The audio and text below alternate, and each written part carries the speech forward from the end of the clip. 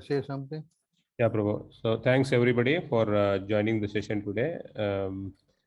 Prabhu, today's topic is something like this.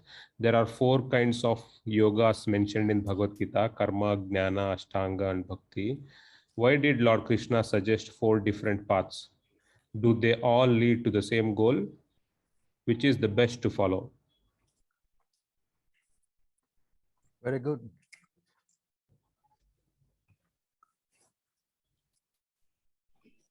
So thank you very much for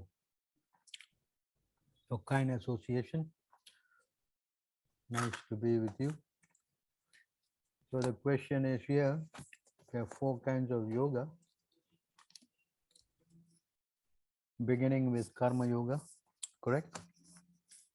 Then you have got, what is the next yoga? Jnana yoga. Jnana yoga, huh? Yeah. Meditation. Yeah. And then? Ashtanga yoga. That is the one who, those who practice, they want to get some mystic powers, no? Yeah. And then? Bhakti yoga. So these four kinds of yogas are mentioned in the Bhagavad Gita.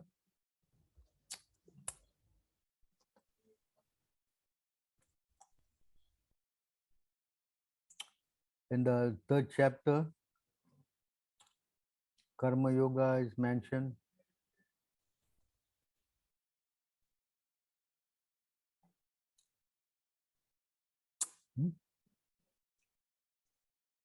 Work is important. Everybody have to work.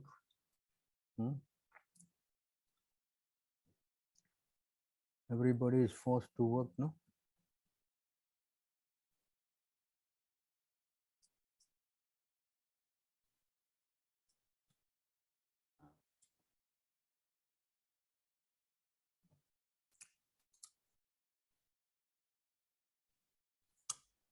Everyone is forced to act helplessly according to the qualities he has acquired from the modes of material nature, and therefore no one can refrain from doing something, not even for a moment. So the living entity is born into this material world and they have to work, you know.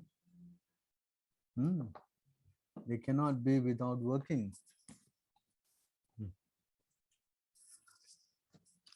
In fact, Krishna also said, no, if I don't work, then I will put the whole thing to ruination. No? So 3rd chapter, 4th chapter of Bhagavad Gita up to the 5th chapter, the work has been more or less described. How every living entity has to work. As Prabhupada also gave the example that the lion has to go out and catch the food. Doesn't mean because he's lion, the deer will come and jump into his mouth, no? Yes? So here every living entity is forced to work.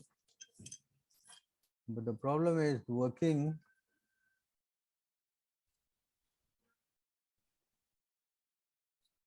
for sense gratification. Working for sense gratification is very dangerous, no? Because when you work for sense gratification, then we get entangled, no?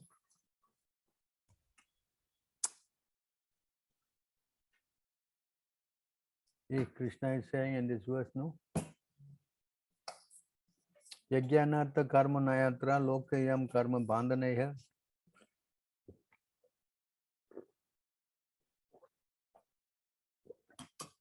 Tad artam karma kaunteya mukta sangha samacharaha. Translation. So here see, work done as sacrifice for Vishnu has to be performed. Otherwise, work binds one to the material world, no? Hmm? So in other words, if you just do work for our sense gratification, then that work binds us to this material world. Hmm? What does this binding means? Hmm? Binding means by working to satisfy our senses, we get bonded into this material world. Bonded material world means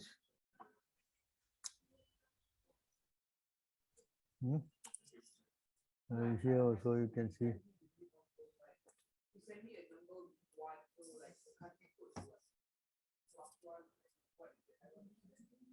See,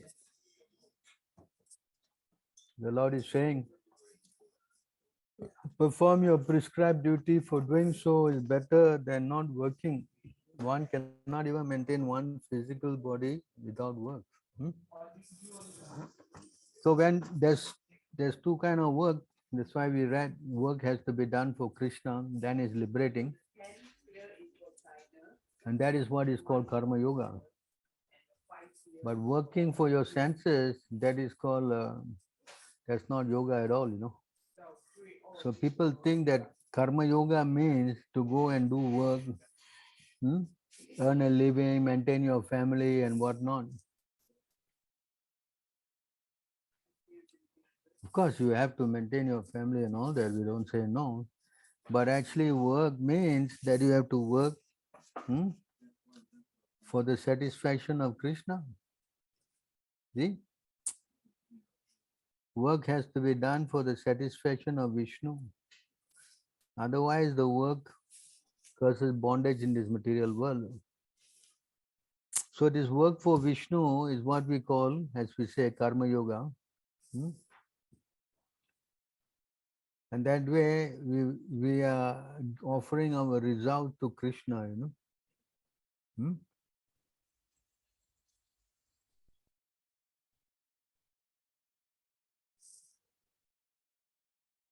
Huh? So then, as Krishna was explaining all this, hmm,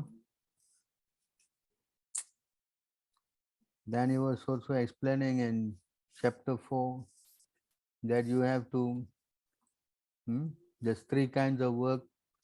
One is called karma, another one is called vikarma, sinful work, and then there's of course akarma. Akarma means action without reaction. Hmm. So then Arjuna became confused, you know. He said, first you asked me to work, then you told me, you know, you have to renounce work. Which is the better of the two?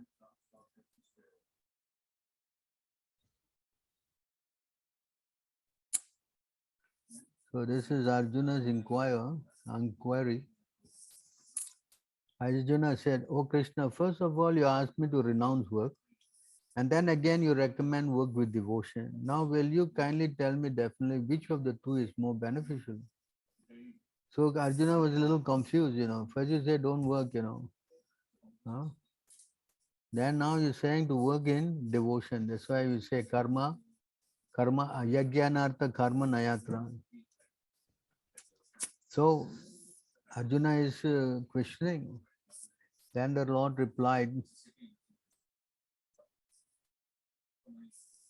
the personality of Godhead replied, the renunciation of work and work in devotion are both good for liberation. But of the two, work in devotional service is better than renunciation of work. Hmm? So from here you can see how karma yoga, working for Krishna,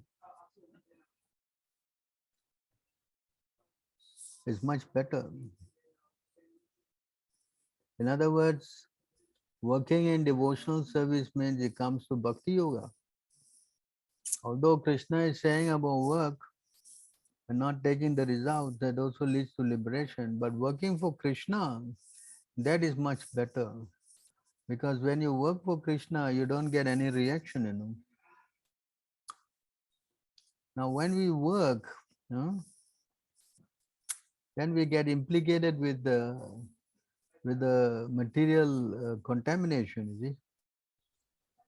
Because in the working thing, mostly working is means to get money, you know. So when you work with intention of getting money, then money means all bad qualities also develop, you see. Hmm? So when we are handling money, see, this is what happens. You know? Theft, violence, speaking lies, duplicity, lust, anger, perplexity, pride, quarreling, enmity, faithlessness, envy, and the dangers caused by women, gambling, intoxication. 15 undesirable qualities contaminate men because of the greed for wealth, you know. See, although these qualities are undesirable, man falsely ascribes value to them. One desiring to achieve the real benefit of life should therefore remain aloof from undesirable material wealth. That's why you can see because the Vaishyas, they make money. The Kshatriyas also, they are landowners, they have to collect taxes. But the Brahminical class, they live on purely donation. They don't, you give me, I take. You don't give me, never mind. So see how they learn how to live in a detached way. See? In fact, the Brahmins are forbidden to work, no? Because they do only, reading the scriptures, helping people in sacrifice, uh, accepting prasadam, no? Accepting donation, giving donation. These are the 6 qualities of the Brahminical order. So this is why it's so dangerous trying to touch kind of a money, because by this all the lust, anger, greed all come inside, okay? Lust, anger, envy. So all these bad qualities, they come into play. And of course, money, so much money also, associating with the opposite sex also become very prominent. Hmm. That's why it's advised, that one should give up fruitive activities.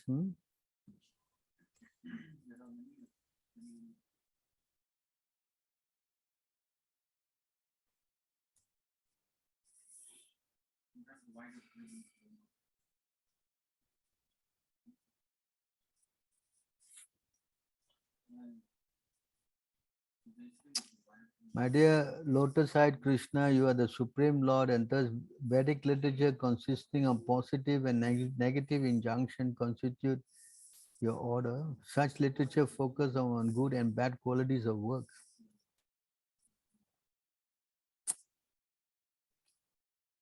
According to the Vedic literature, the superior and inferior varieties found in human social system, varnashram, are due to pious and sinful modes of family planning.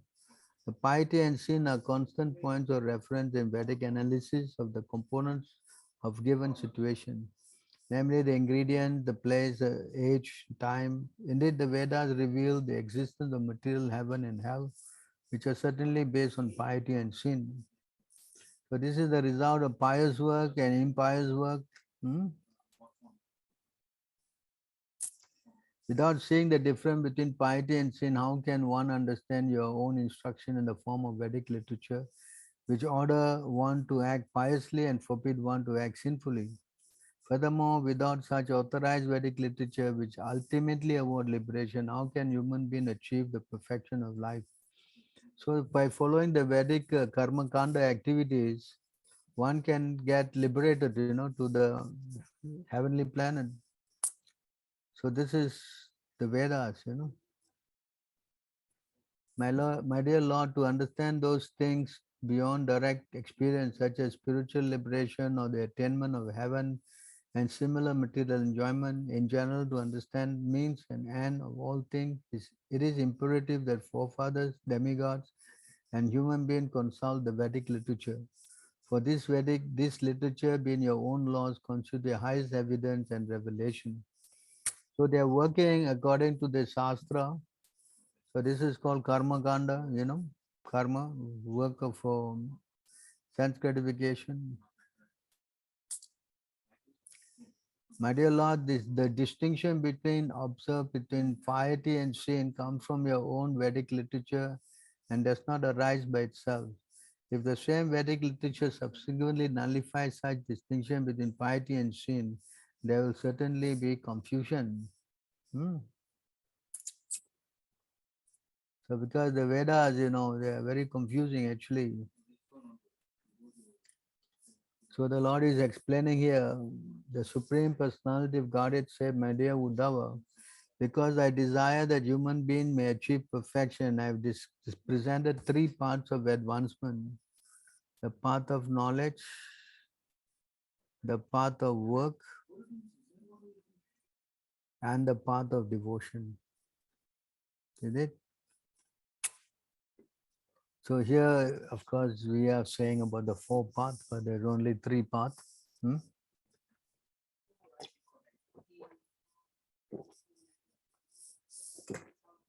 Beside these three, there is absolutely no other means of elevation. That means these are the three ways you can get elevated. So Krishna is explaining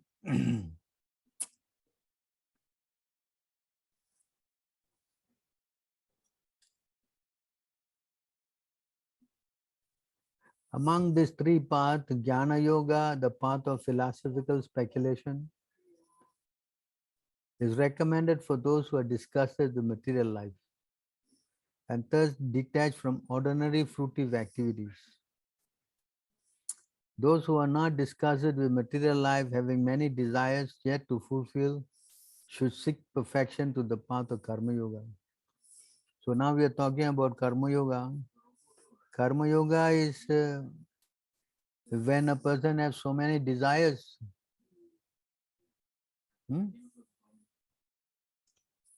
Then they go through the path of Karma Yoga.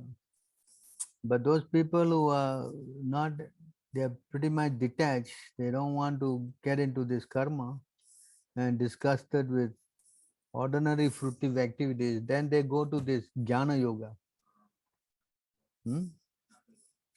So they see the difference. So those who don't want to go into working, like an ass, trying to enjoy the results, they like to go to do Karma Yoga. But this Jnana Yoga, they do meditation. Mostly they are, mental speculators, and they are meditating on the impersonal aspect of Krishna, Brahman. They like to be in solitary places, in some caves, some mountains, They don't like to mix with ordinary people. That is that's also spoken by Prahlad Maharaj. So how these people are, they like to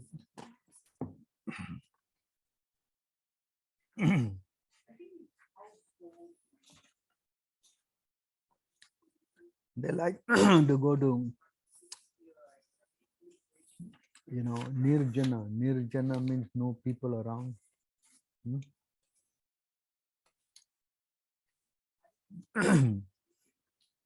They like to meditate in some, so here,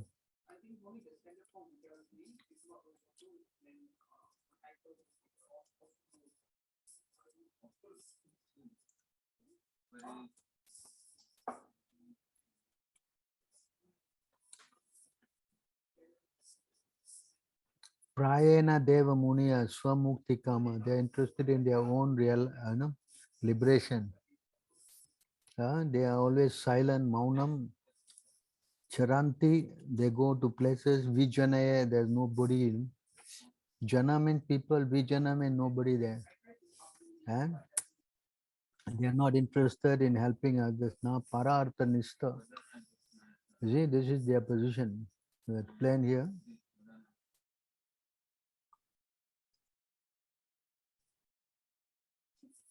My dear Lord Narishingadev, I see many saintly persons, indeed, they are interested only in their own deliverance, not caring for the cities. They go to the Himalayas,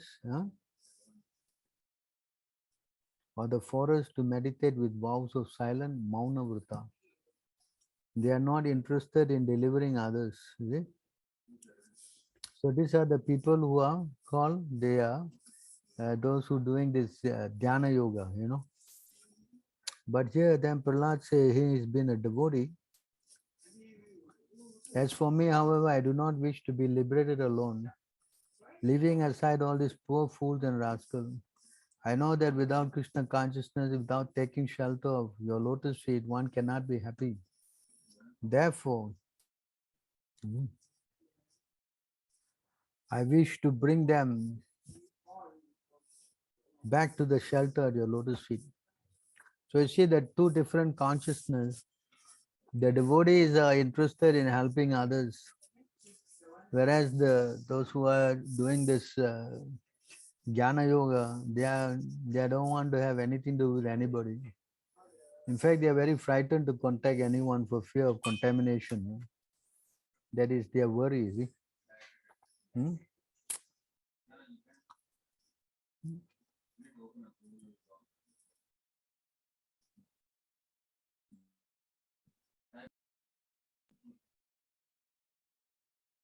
So you can see here.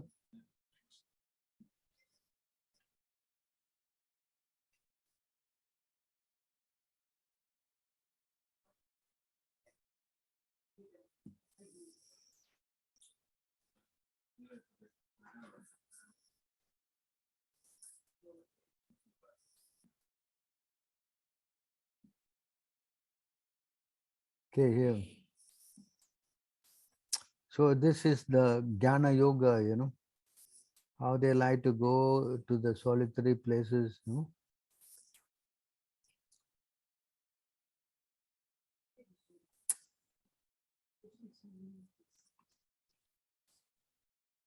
I think you need to maximize your screen, Prabhu. Maximize my screen. Yeah. You mean the word is small, is it? Yeah, we can see the background WhatsApp. How come the WhatsApp is there? So you need to press the green button, Prabhu.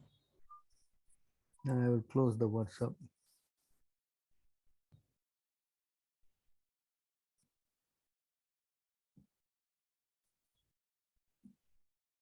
Okay, you cannot see now. Yeah, we still need to make it big, Prabhu. This one, this Veda base.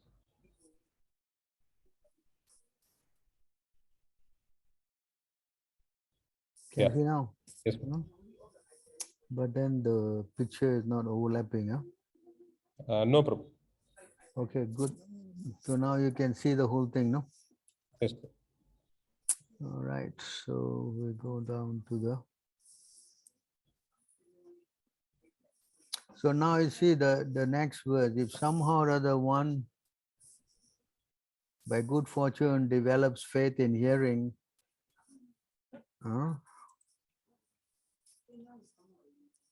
and chanting my glories, such person being neither very disgusted with nor very much attached to material life should achieve perfection to the path of loving devotional to me. See, then you see the Lord is describing. This is the why we are saying that devotional service is highest, So if someone happened to hear about Krishna's cheering and chanting, although they are not very much disgusted with Maya, nor very much attached to material life, should achieve perfection with the path of loving devotion to me. So either way, the one who is completely interested in desires, then he should do karma yoga, which is usually following all the Vedic, rules, worshipping demigods and all kind of things. They may go to the heavenly planet, Usually they end up there anyway. And then they finish their term, they come back here. But here, Krishna is saying, even though you are attached to material work, but if you become some or other attached to Krishna, then you see you can achieve perfection. So this is what in the Bhagavad Gita Krishna speaks about. Uh, in this verse, that how you can attain perfection. No,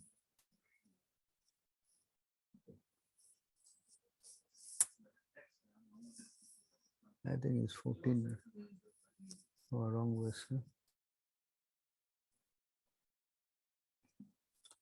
In the Bhagavad Gita, Krishna speaks on this here.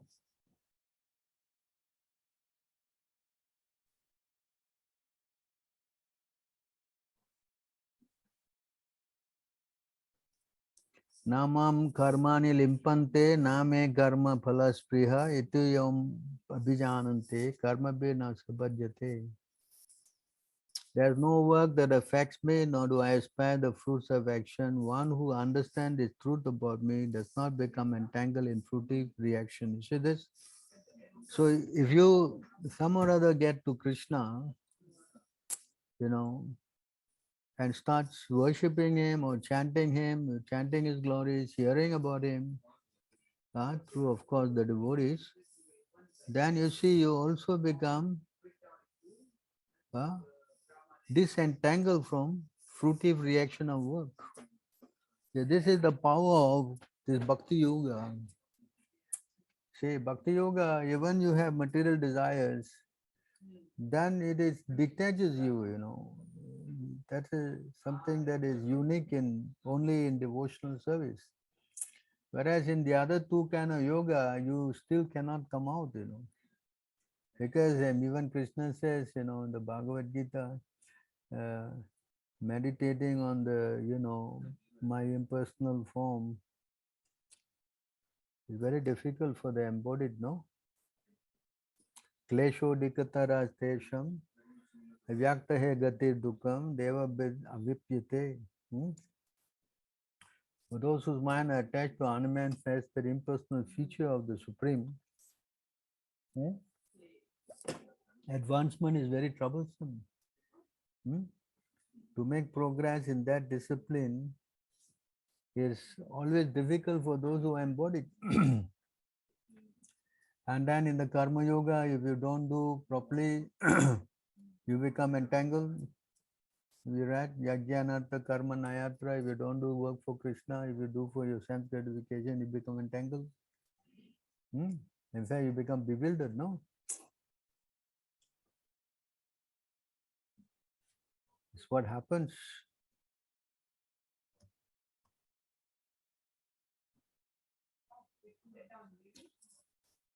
Evam pravartitam chakram anuvartat varta yatiha yaha agayur indriya ramo mogam partha sujivati. You become bewildered.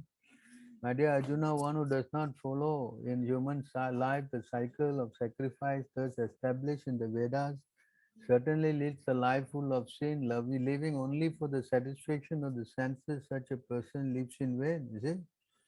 So this is the other end of Karma Yoga, it's very dangerous. Although you are doing, you can always get distracted. But on the other hand, if you take up the devotional process, although you may have a lot of desires,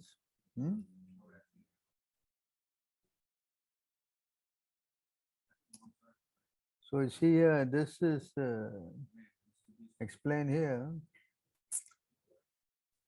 When he was been blessed by the Supreme Personality of Godhead, Dhruva Maharaj said, "O my Lord, because I was seeking an opulent material position,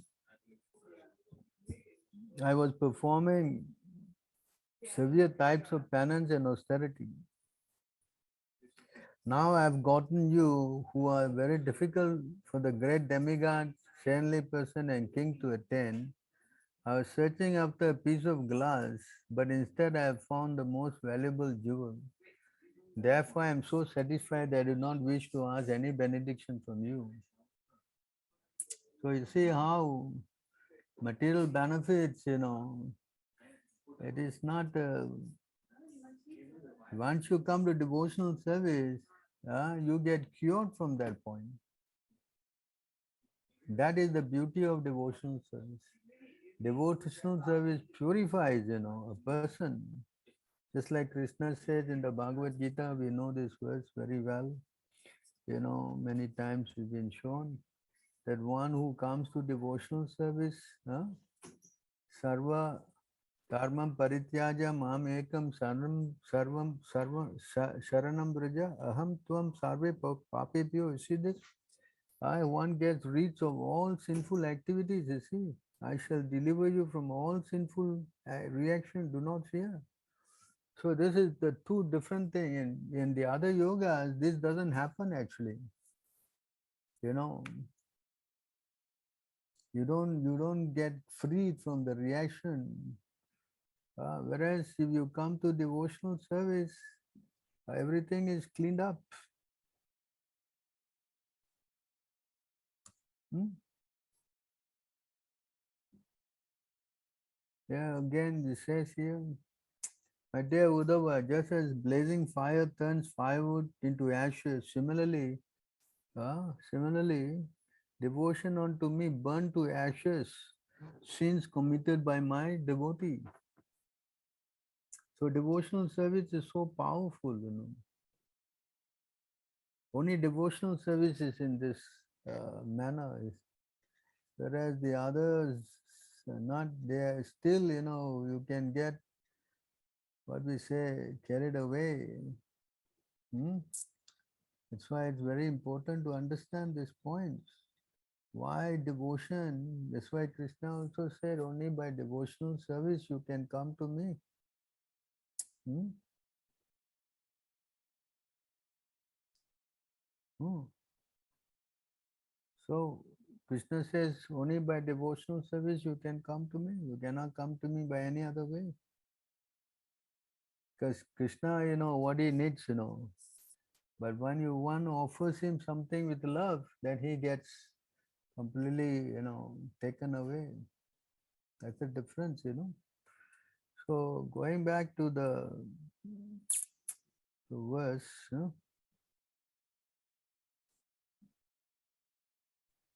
we were reading this now, 20.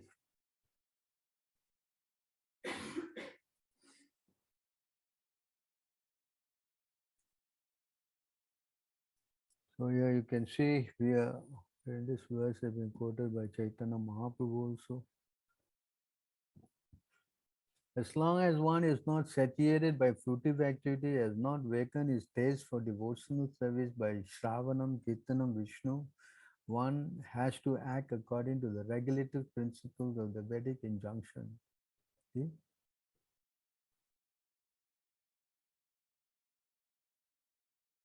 So you are kind of in between. So when you are in between, then you have to work according to the regulative principle, the Vedic injunction. You have to follow the rules, regulations, the Vedas, karma kanda thing. Hmm?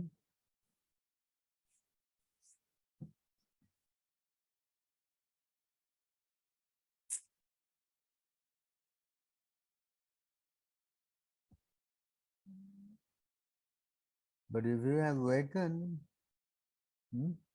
for devotees,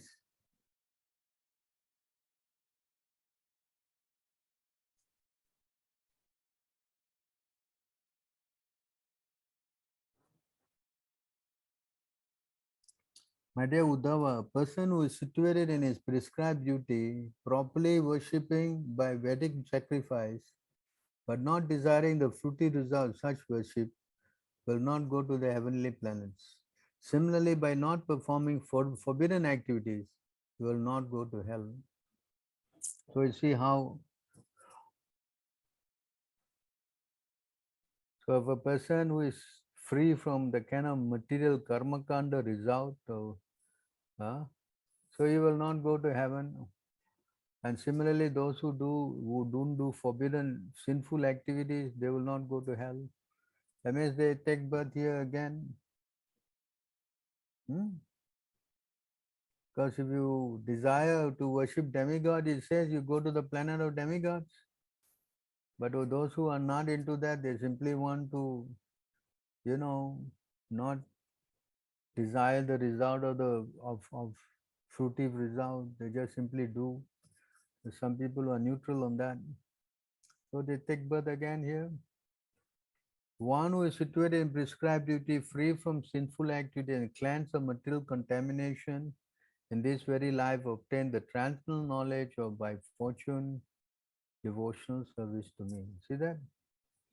If they can get this transcendental knowledge or by fortune, that means by devotional mercy, by devotees' mercy, we can get an association of the devotees, then devotional service to Krishna becomes established.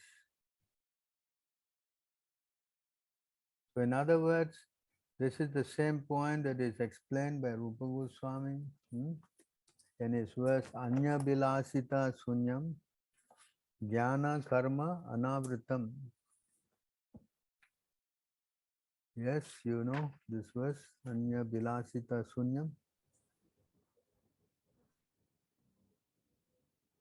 Who knows where is it? 19167. 19167. So Okay. you got it here, 19167.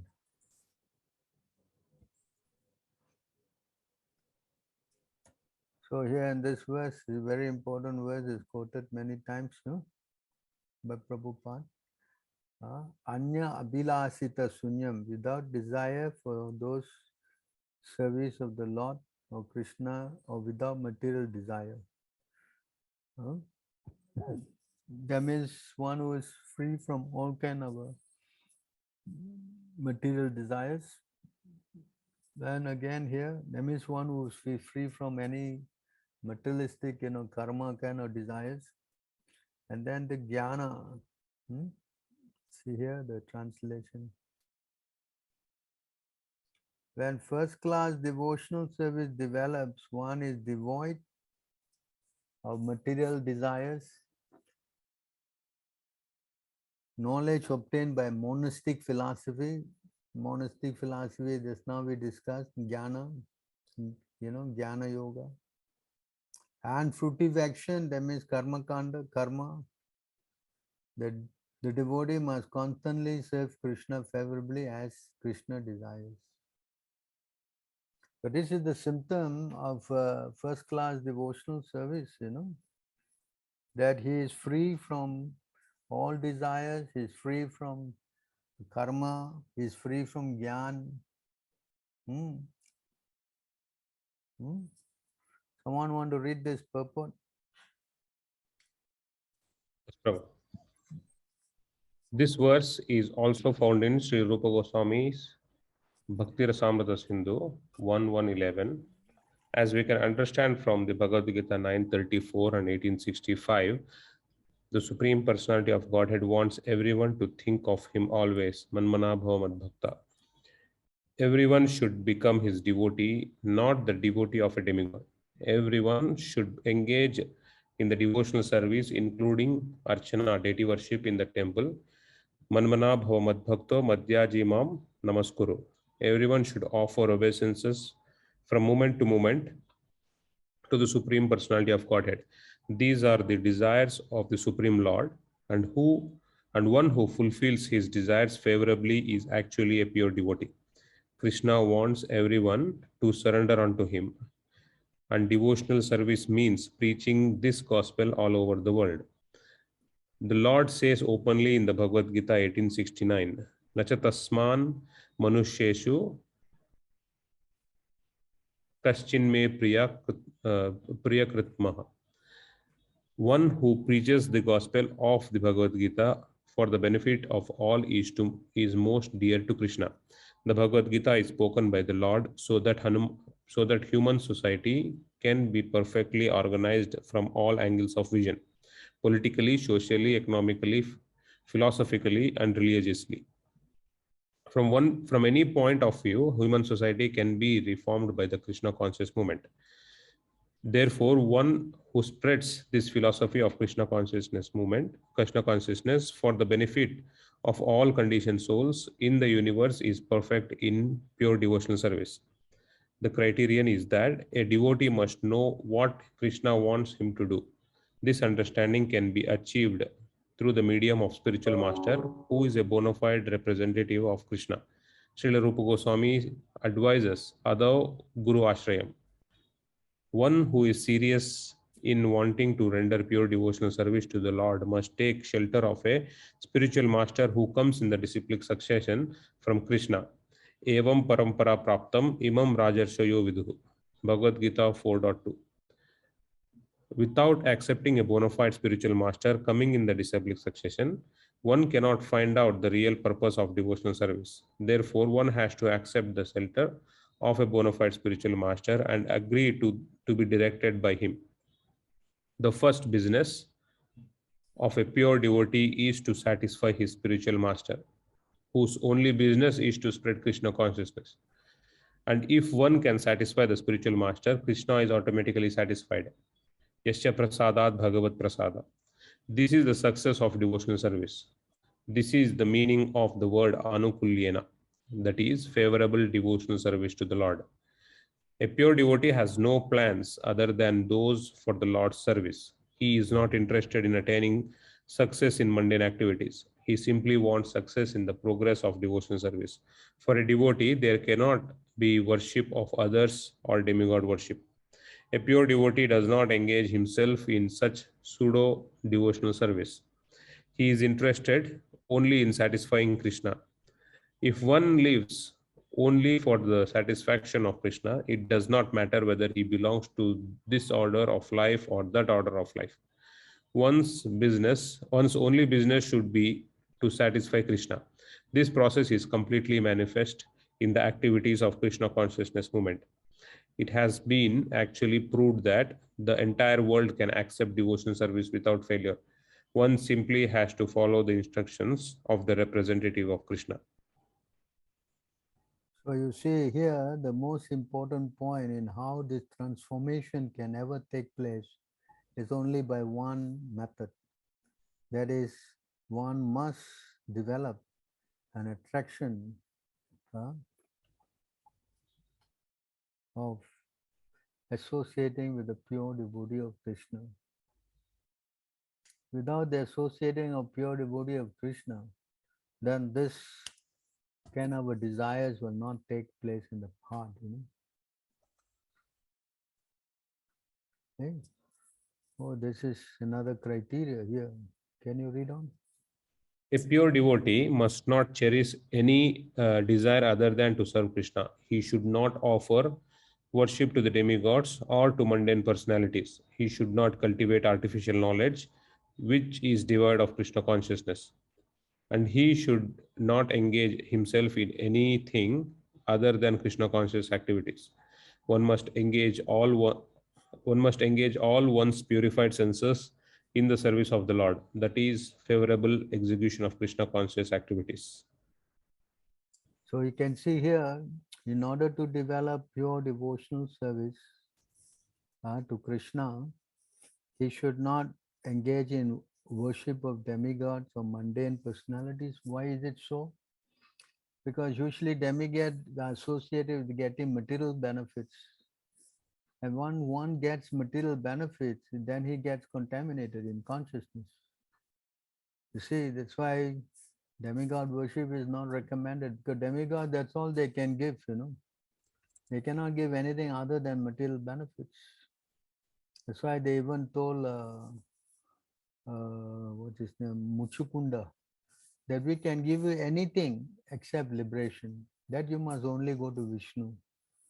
So that is the difference between demigods and Lord Krishna or Vishnu. So that's why here, if we want to develop highest form of devotion to Krishna, then we should not offer worship to the demigods or think that the demigods are equal to Krishna. Then this doesn't bear fruit. And you see, he should not cultivate artificial knowledge which is devoid of Krishna consciousness. And he should not engage in anything other than Krishna conscious activities.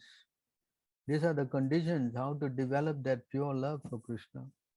Because when you cultivate artificial knowledge, like mostly the Mayavadis do, they come down and they speculate, speculative knowledge. Uh, this is what they always do. And then they open, they do philanthropic work and trying to open eye hospitals or feed the poor, whatever. So all these kind of activities, they mislead, and does not go well in Krishna consciousness. So a Krishna conscious person does not divert himself into all these other things. That's why I say one must engage all of one's purified senses in the service of the Lord. This is execution of Krishna conscious activities. So why we don't have to do all these other things? Because it will contaminate our consciousness and then again we will fall down. That's why we always say, don't worship demigods. Don't go and learn all this, in fact, Chaitanya Mahaprabhu, when he was talking to Ramananda Rai, Ramananda Rai was quoting, I think it is 11, 14, Jnana Priyasam Udapasya, this verse. He quoted this verse and he was very pleased. Chaitanya Mahaprabhu was very pleased. He says that, where is this verse? Jnana Priyasam. Anyone knows? Three. Huh? Three. 3, huh? Okay, see here, this is what he spoke. When he spoke this verse, Chaitanya Mahaprabhu became very happy. See here this word Jnana Priyasam, Udapasya. Throw far away all this speculative knowledge, That is what it means, Jnana Priyasam Udapasya. And then Namanta Eva Sa Jivanti Mukaryatam. So this means surrender to the devotees, you see. Those who, even while remaining situated in their established social position, throw away, see this word, throw away the process of speculative knowledge. See? So this Jnana Yoga or speculating thing is very detrimental for devotional service. And with their body, words and mind offer all respect to descriptions of personality and activities, dedicating their life to their narration, which are vibrated, that means associating, and by your pure devotees, associating with the devotees. This is so important. Certainly conquer your lordship, although you are otherwise unconquerable by anyone within the 3 worlds. So when we take shelter of these pure devotees, then yes, we were able to give up all these anarthas, because devotees are so powerful. Only by their mercy we can get purified. Cannot get purified by any other means, It's not possible.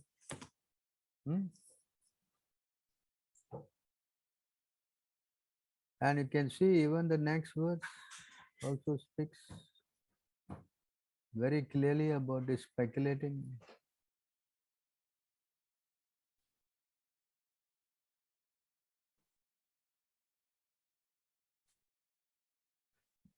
My dear Lord, devotional service unto you is the best path for self-realization.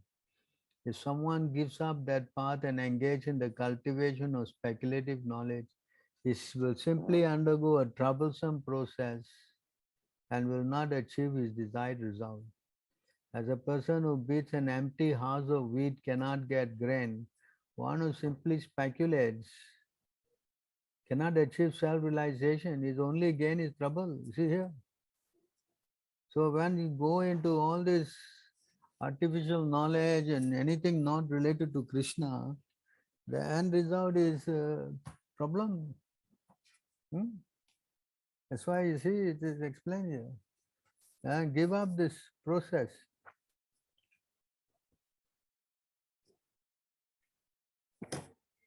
This is spoken by Lord Brahma. Brahma got 4 heads, himself advising, take up this devotional service. See?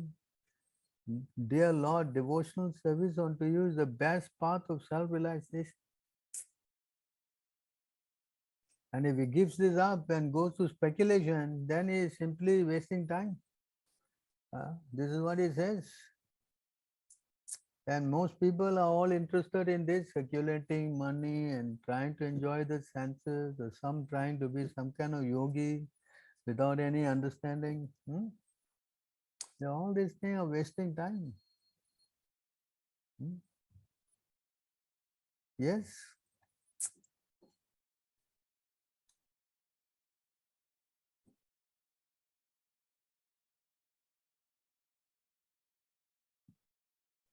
We see how important devotional service is compared to all these other processes.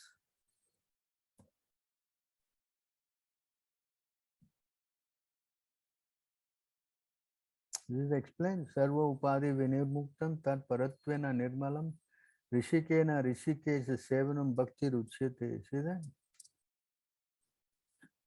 Bhakti or devotional service means engaging all our senses in the service of the Supreme Personality of Godhead. The definition of bhakti. The master of all the senses. When the spirit soul renders service unto the Supreme, there are 2 side effects. One is free from all destination, and one's senses are purified simply by being employed in the service of the Lord. So these are the 2 side effects, You get these two activities. See how powerful devotional service is. One is free from all destination. That means it does not identify with his body, or it does not identify with all kind of mundane accolades and things that go on with the body. That's why we are very particular, when we see devotees trying to put their name, initiated name, and then they put their so-called karmi name along with their initiated name. And some even add their material qualification, PhD, IIT, what not. That means the person is not free from his bodily identification. Yes. So that means he's contaminated. So one should not identify with the body. That's why he gets a spiritual name by initiation. That now he is a servant of Krishna. That's why Krishna also said, at the time of initiation, I accept the person as good as myself. This is why, because he's free from material destination. But if he's still maintaining his material identification, then he's contaminated. That also number 10 offense of chanting the holy name. One who still has maintained material attachment, even after understanding so many instructions, then he commits an offense in chanting Hare Krishna.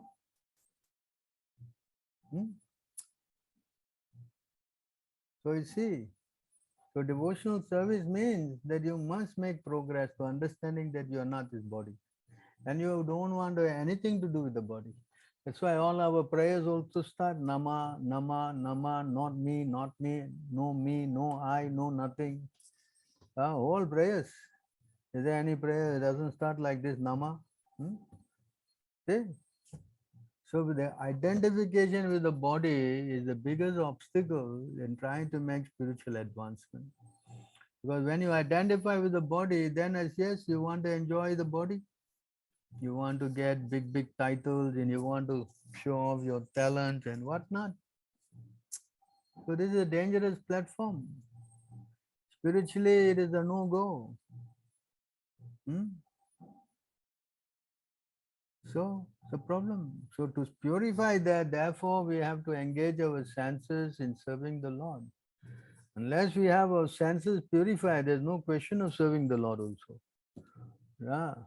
That's why we need the mercy of the spiritual master. On his order, yes, Krishna will then accept. So as we keep our serving the Lord on the order of the pure devotee spiritual master, then our senses also become purified. Then we don't want anything anymore. Just now I read the verse, Durva Maharaj is saying, I came looking for valuable, I looked for some broken pieces of glasses. I found a valuable jewel instead. I don't want anything anymore. So Chaitanya Mahaprabhu also, he taught us, na danam, na janam, na sundarim, kavitam, va jagadesa kame, mama janmani, janmanishwari, bhavatak bhakti hai tu kitvi. I don't want any wealth, I don't want any woman, I don't want any followers, I don't want nothing. I want to simply be your devotee lifetime after lifetime after lifetime. Okay? So you see how important this whole thing is about, So devotional service cannot come with, like people think, is some kind of mundane stuff, Yeah? They think that we want to become happy, we want our material qualification. Yes? This kind of things does not go well in devotional service. Even Prahlad Maharaj also, he says, everyone is saying they all are pure devotees.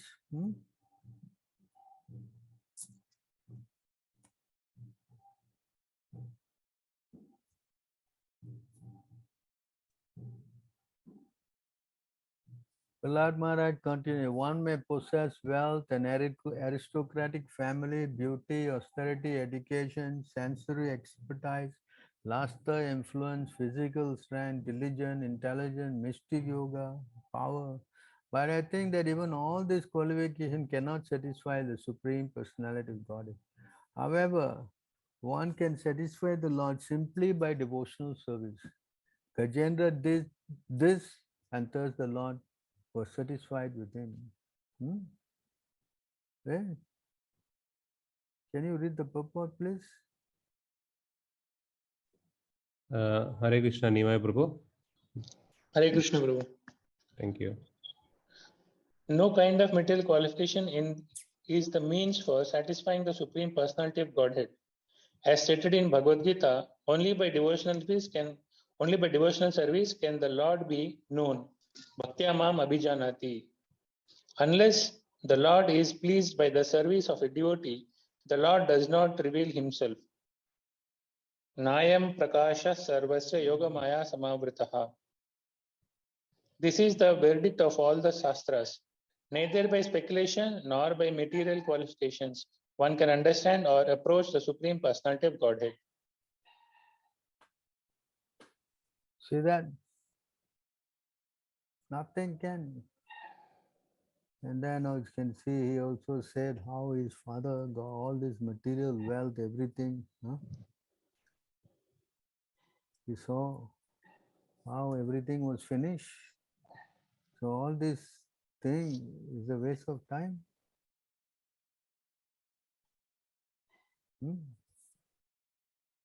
My dear Lord, people in general want to be elevated to the higher planetary systems for a long duration of life, opulence and enjoyment. But I have seen all of these through the activities of my father. When my father was angry and he laughed sarcastically at the demigods, they were immediately vanquished simply by seeing the movements of his eyebrows. Yet my father, who was so powerful, has now been vanquished by you within a moment. See that? All this material, so-called uh, wealth, power, opulence, what not, all Hiranyakashipu had to the max. And Prahlad is saying, within a moment you finished everything. Is finished. So, material so-called activities are all finished. But spiritual activities are different. They never finish. They are taken with you lifetime after lifetime is a cruise. Material activities useless. Similarly, with so-called material, this kind of jnana yoga knowledge is not complete, partial. Therefore, devotional service is so powerful, Nothing can compare to it. You are reading this now.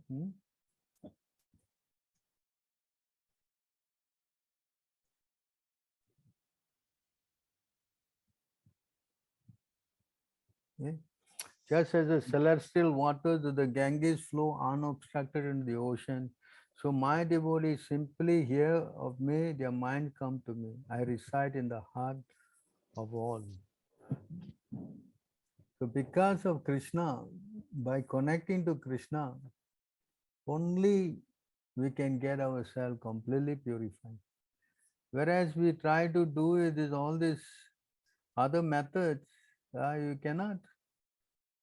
Only devotional service can purify ourselves. See,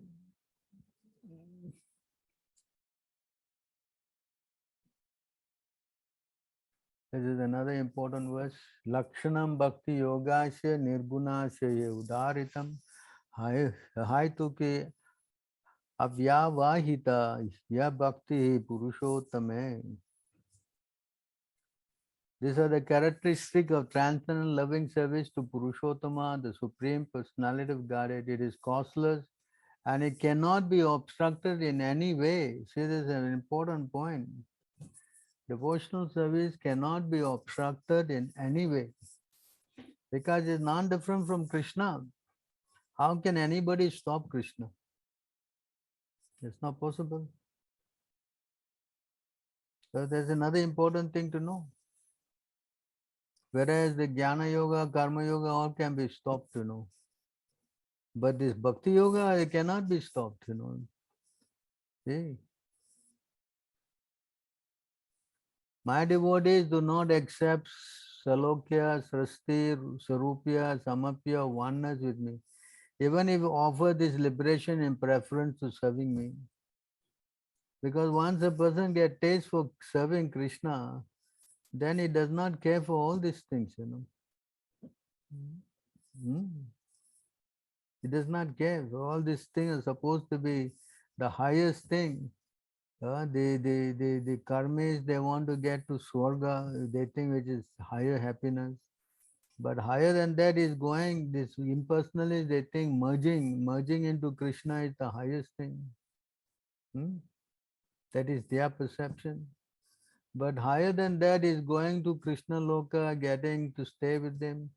Sasti, the same opulence, Sarupya, same form, Samipya, association.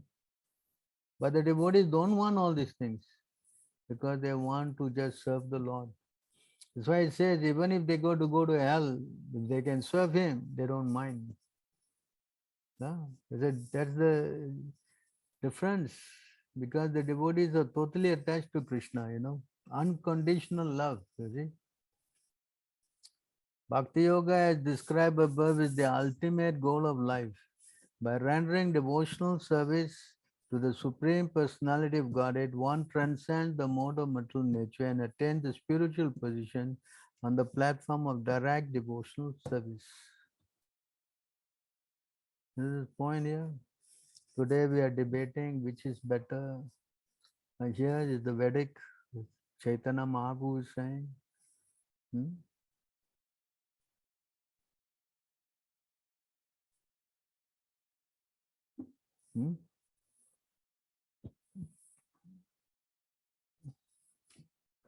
Bhakti Yoga, as described above, is the ultimate goal of life.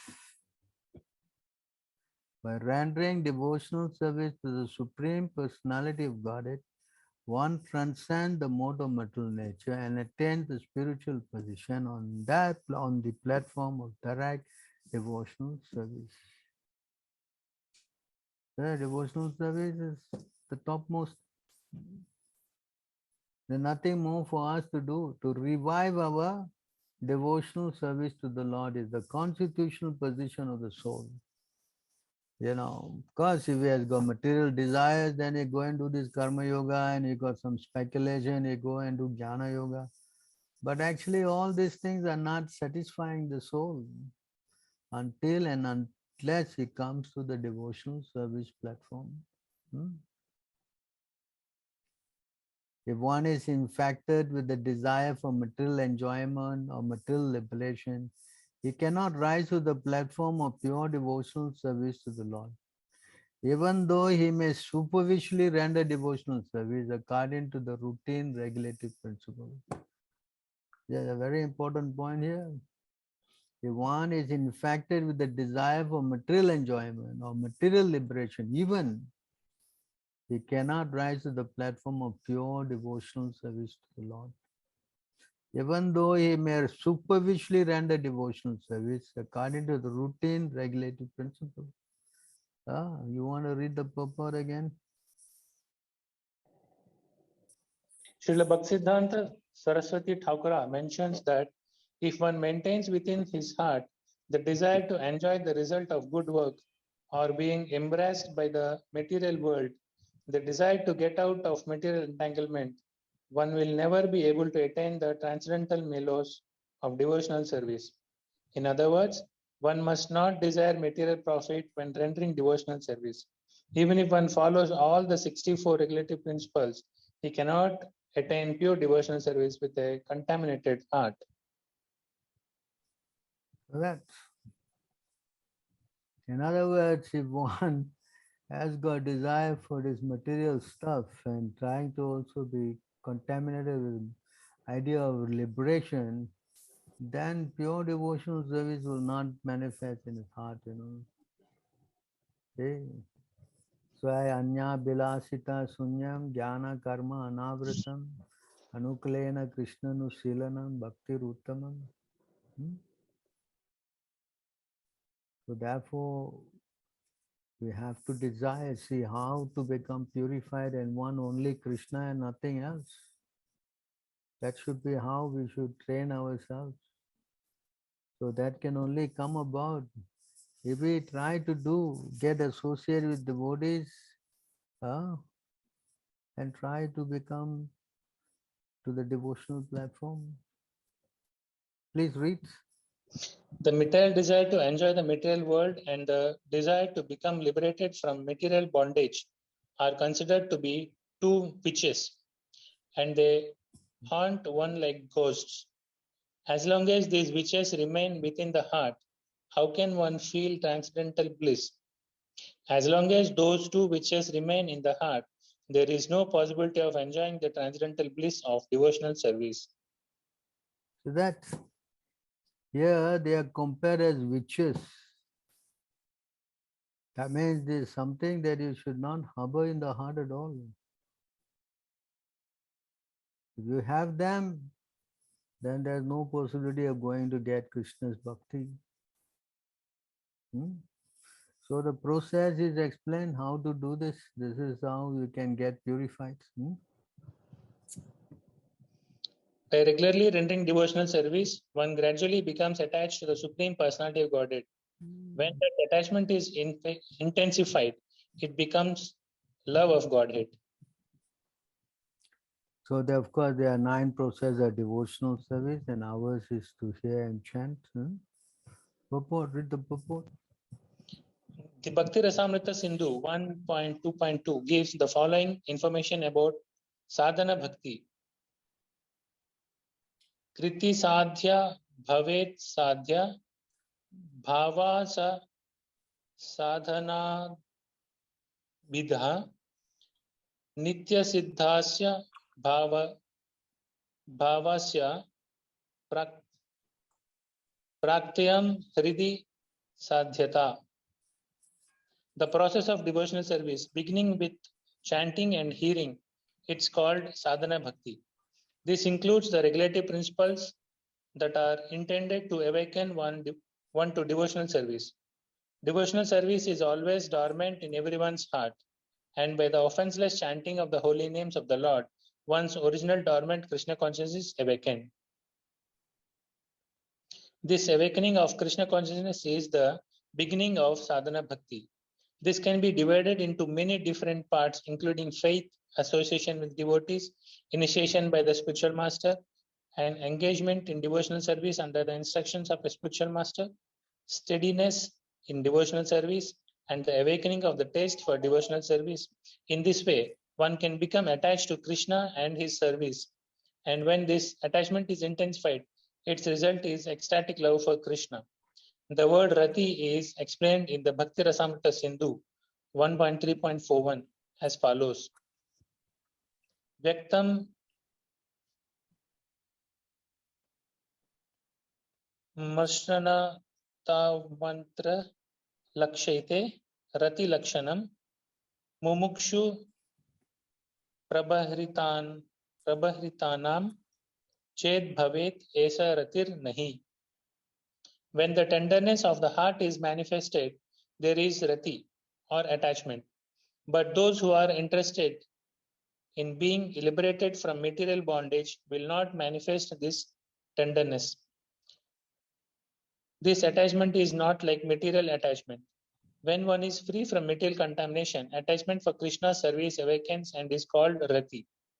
In the material world, their attachment for material enjoyment, but that it's not rati.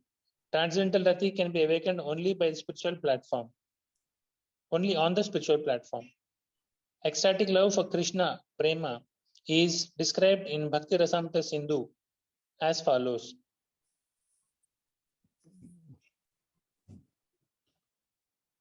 Can read the English. When the heart is completely softened and devoid of all material desires, and when one's emotional feelings become very strong, one becomes very much attached to Krishna. Such purified emotion is known as pure love. So this is the idea of trying to become Krishna conscious by devotional service. In fact, in the Bhagavad Gita also, Krishna, towards the end, he says, only by devotion you can come to me. He never gets any stress to the other forms of yoga. Yes. He says here, only by devotional service you can bhaktya mam abhijanante yavan yas chasmin tattvataha tato mam tattvato gyantva vishate tad anantaram. One can understand me as I am, as the Supreme Personality of Godhead, only by devotional service. And when one is in full consciousness of me by such devotion, he can enter into the kingdom of God. That's why again in the last instruction, we say Sarva Dharma Parityaja, give up all this other kind of yoga and just surrender unto me. That is by love. And I will deliver you from all sinful reaction. Do not fear. So the ultimate thing is to do bhakti yoga. That's why it says, even you got desire, no desire, whatever, you please go to Krishna, Yes. By all means, take to devotional service.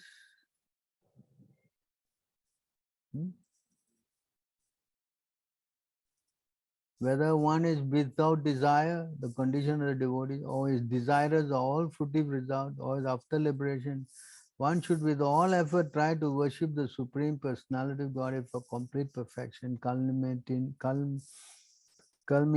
in Krishna consciousness. This is the whole sum and substance. Just go to Krishna. Because once you go to Krishna, then everything is settled, Everything is settled.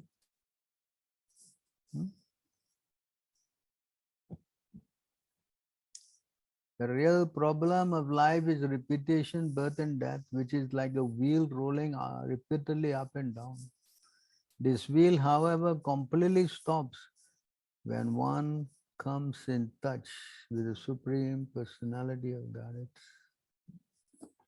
In other words, by the transcendental bliss realized from constant engagement in devotional service, one is completely liberated from material existence. All learned men know this. Therefore, my dear friends, O sons of Asura, immediately begin meditating upon and worshipping the super soul within everyone's heart. By the moment you take up devotional service, you are not bereft of anything. Everything becomes subservient. You know?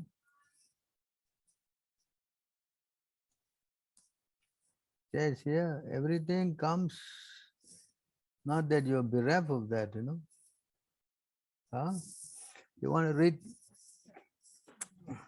A person who accepts the path of devotional service is not bereft of results derived from studying the Vedas, performing sacrifices, undergoing austerities, giving charity, or pursuing philosophical and fruitive activities.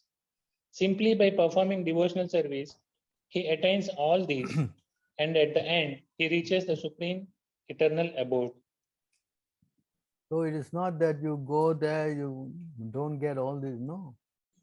When you come to devotional service, everything comes, you know, and falls in place. Understand? It is automatic. Once you become a devotee, everything falls in line. Not that you become a devotee, you don't get anything. You know? Sometimes they think like that. They don't know.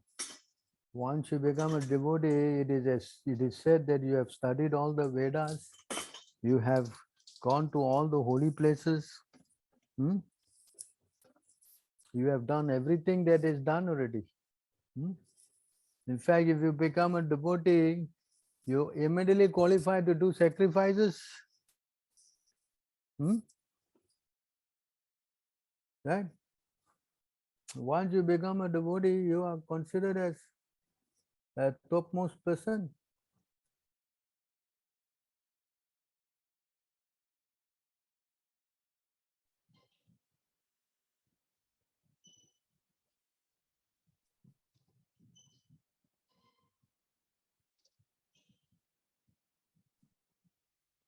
Can you read this? To say nothing of the spiritual advancement of persons who see the Supreme Person face to face. Even a person born in a family of dog eaters immediately becomes eligible to perform Vedic sacrifices if he once utters the holy name of Supreme Personality of Godhead, or chants about him, hears about his pastimes, offers him obeisances, or even remembers him. See how powerful devotional service is? Next verse also it says,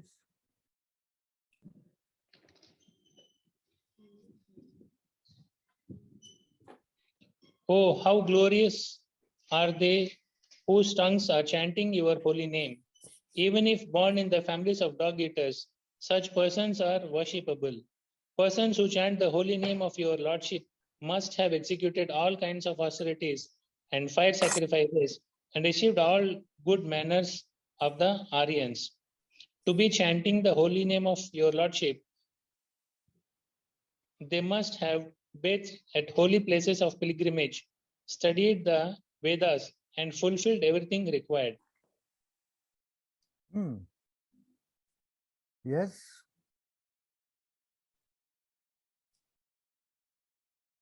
See how powerful devotional service is? The moment you take up devotional service, you have done all kind of austerities and fire sacrifices, achieve all the good manners of the Aryan. You have birth in all the holy places, gone to all the pilgrimage sites, studied the Vedas, everything. So you see how powerful this process is just by taking up the devotional service program.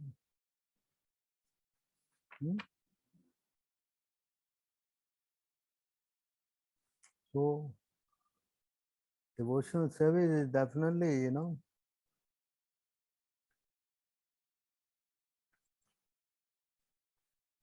also said that if you take up the process of devotional service,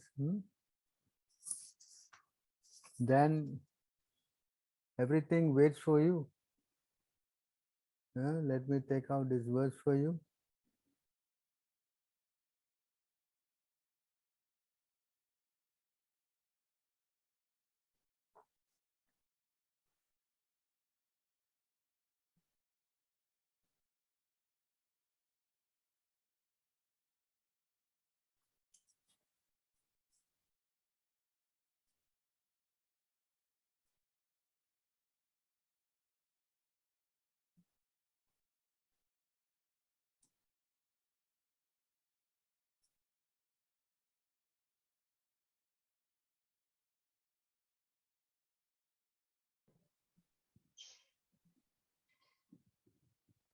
You want to read this?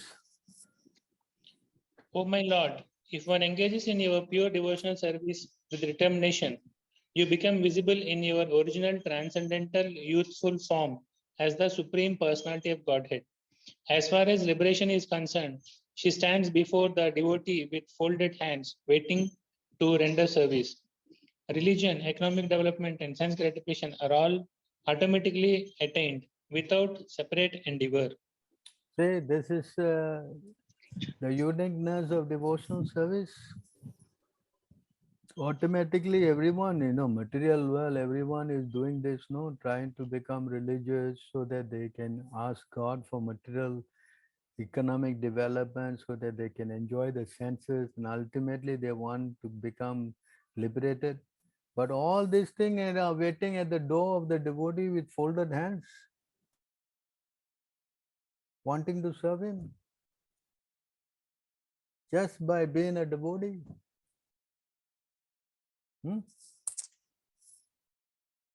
Devotional service is not comparable.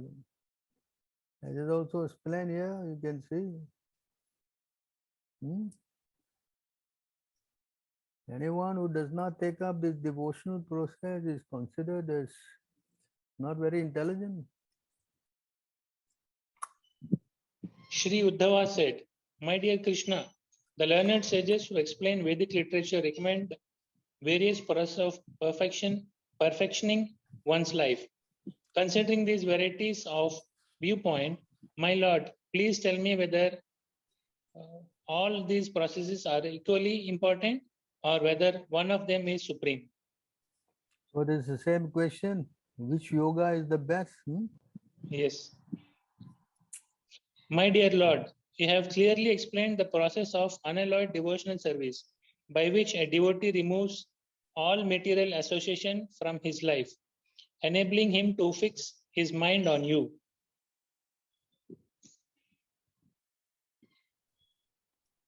The Supreme Personality of Godhead said, by the influence of time, the transcendental sound of Vedic knowledge was lost at the time of annihilation. Therefore, when the subsequent creation took place, I spoke the Vedic knowledge to Brahma because I myself am religious principle enunciated in the Vedas.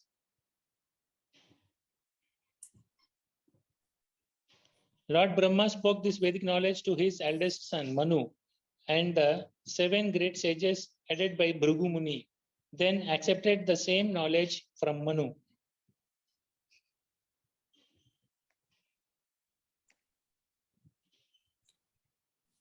From the forefathers headed by Bhrigu Muni and other sons of Brahma appeared many children and descendants who assumed different forms as demigods, demons, human beings, Guhyakas, Siddhas, Gandharvas, Vidyadharas, Chanaras, Kindevas, Kinnaras, Nagas, Kimpurushas, and so on. All of the many universal species, along with their respective leaders, appeared with different natures and desires generated from the 3 modes of material nature. Therefore, because of the different characteristics of the living entities within the universe, There are great many Vedic rituals. Mantras are rewards.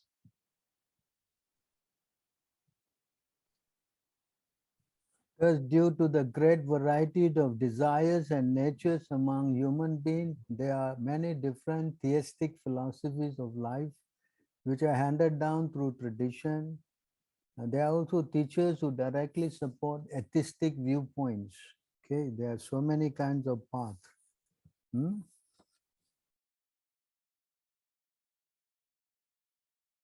Who best among men, the intelligence of human being is bewildered by my illusory potency, and thus, according to their own activities and whim, they speak in innumerable ways about what is actually good for people. So there are those who are atheistic will speak about the atheistic ways. Some people who are karma kanda will speak the karma kanda way. Some people are, by jnana kanda, they'll think that is bad. So there are many, many people. These all are subject to the Lord's illusory potency. Yeah? Understand? But those who are devotees, they are not bewildered. You understand? Some say that people will be happy by performing pious religious activities.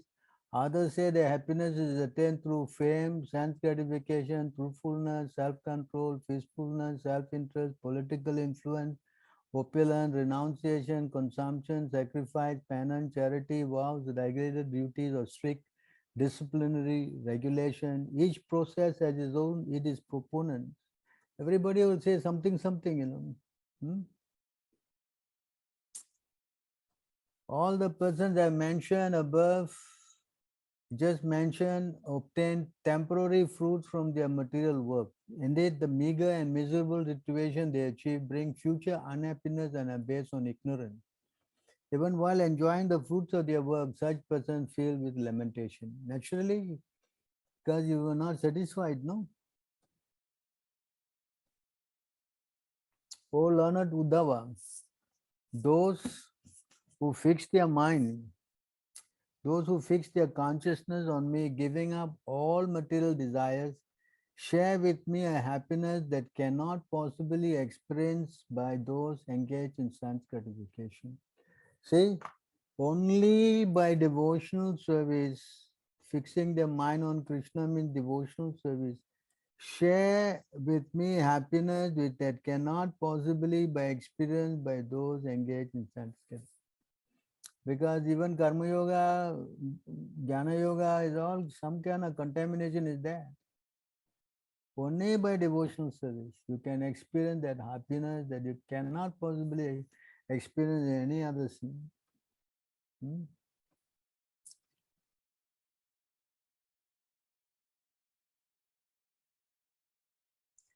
One who does not desire anything within this world, who has achieved peace by controlling his senses, whose consciousness is equal in all conditions, and whose mind is completely satisfied in me, finds only happiness wherever he goes. That means by devotional service only, you can become very happy. You cannot become happy by any other program that has been explained before, karma, jnana, whatever yoga. That's not possible. You understand? So see how powerful devotional service is. One who fixes his mind, one who has fixed his consciousness on me, desires neither the position or abode of Lord Brahma or Lord Indra, nor empire on the earth, nor sovereignty in the lowest planet system, nor the eightfold perfection yoga, nor liberation from birth and death. Such person desire me alone. Naturally, we got Krishna, which is the highest stage, then everything else is like little peanuts, and the person will be not interested. That is the power of devotional service. My dear Uddhava, neither Lord Brahma, Lord Shiva, Lord Shankarshan, the goddess of fortune, indeed, my own self is dear to me as you are. See how Krishna is saying, the devotee, a certain devotional service is even so dear. Ah, the Lord is saying here, see how Uddhava is such a great devotee. He considers Uddhava better than Brahma, Shiva, Shankarshan, goddess of fortune, even his own self. How much preference the Lord gives to a devotee. With the dust of my devotees' feet, I desire to purify the material world. You are situated within me, thus I always follow the footsteps of my pure devotees, who are free from all personal desire, wrapped in thought of my pastime, peaceful, without any feelings of enmity and of equal disposition everywhere. I mean, the quality of the devotees also explained here. They are absorbed in his pastime, they are very peaceful, they are without any feelings of enmity, they don't have no enemies, and they are equally disposed to everyone and everywhere. Position of the devotee also is described by the Lord. Those who are without any desire for personal gratification, whose minds are always attached to me, who are peaceful, without false ego, merciful to all living entities, and whose consciousness is never affected by opportunities for sense gratification, such person enjoy me a happiness that cannot be known or achieved by those lacking such detachment from the material world. So this is the highest happiness, to be in Krishna conscious.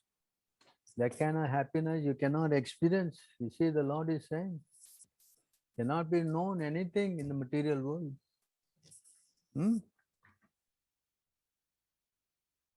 So devotional service is definitely the highest thing. My dear Uddhava, if my devotee who has not fully conquered his senses, he may be harassed by material desires, but because of his unflinching devotion for me, he will not be defeated by sense gratification.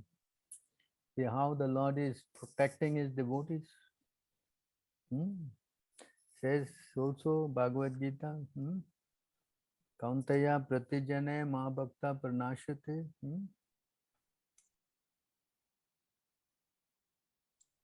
So try to understand, my dear Uddhava, just as blazing fire turns fire into ashes, similarly devotion to me completely burnt to ashes sins committed by my devotees. Devotional service burns all sinful reaction.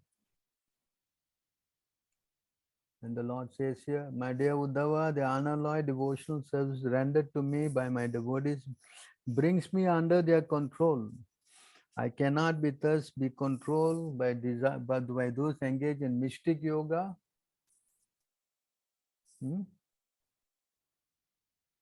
Sankhya philosophy, pious work, Vedic study, austerity or renunciation. All these other things cannot attract the Lord. That's why he says only by devotional service, only by practicing devotional service with full faith in me can one attain me, the Supreme Personality of Godhead. I am naturally dear to my devotees who take me as the only goal of their loving service. By engaging in such pure devotional service, even the dog eaters can purify themselves from the contamination of their low birth. See, that means once you come to devotional service and you start chanting, then no more low birth and all that. You consider highest birth.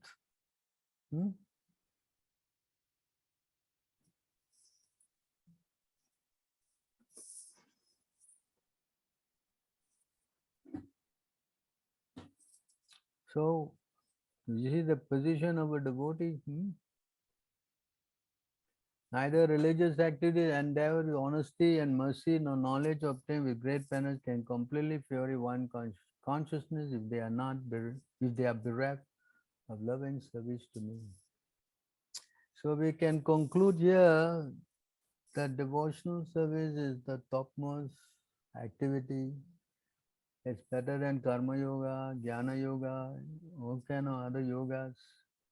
In fact, only by devotional service, people who are in the lower end can get purified, This karma yogas and the jnana yogas and the whatever yogas, they can only become purified if they associate with devotees. All different kinds of worshippers or multi-demigods can attain the highest perfectional benediction, which is spontaneous attraction to the unflinchingly fixed upon the personality of Godhead, only by the association of pure devotee of the Lord. So anyone who associates with the devotees who engage in devotional service, especially if they are multi-demigod worshippers and all this, they also can get purified. And even if a person is into this, what do you call that?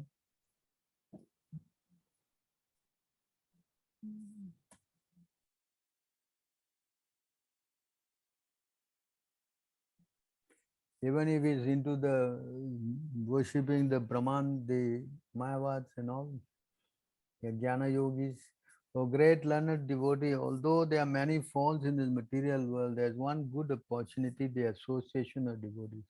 Such association brings about great happiness. Due to this good quality, our strong desire to achieve liberation by merging into Brahman effulgence has become weakened. Only by devotional service you can develop all these things. And devotional service is very dear to the Lord. In fact, the Lord says that I'll give anything to my devotee. Anything anyone I'll give. But devotional service I rarely give to anybody. See how precious devotional service is? Correct?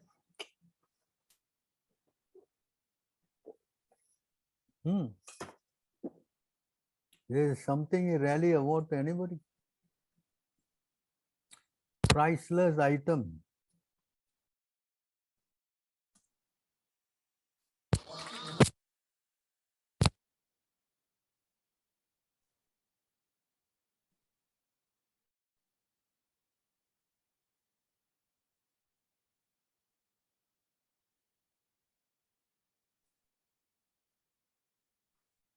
Says here,